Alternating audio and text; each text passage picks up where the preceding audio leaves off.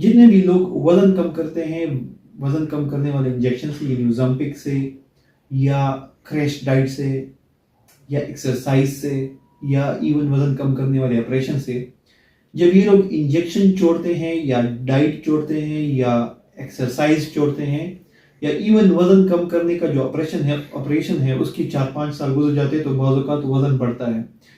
अब वजन, ये सब वजन कम करने के तरीके तो हैं, लेकिन वजन को मेंटेन करने के लिए एक हेल्दी ब्रैकेट में, जो हेल्दी बीएमआई है उसमें मेंटेन करने के लिए 2-3 चीजें एक जरूरी है। एक तो ये कि कैलोरी काउंट, जिस्म को कितनी खुराक की जरूरत है उतना खाना, ठीक है।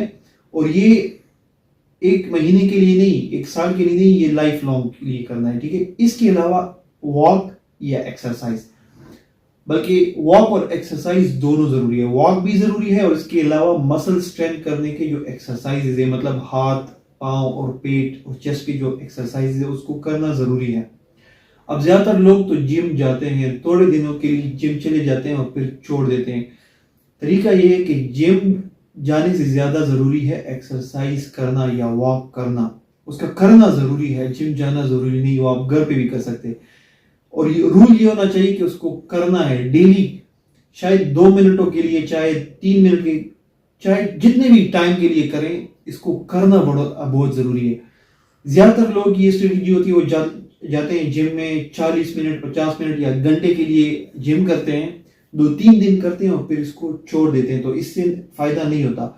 अगर एक्सरसाइज थोड़े से टाइम के लिए किया जाए लेकिन इसको जिंदगी का हिस्सा बनाया जाए तो इससे वजन को मेंटेन करना बड़ा आसान हो जाता है।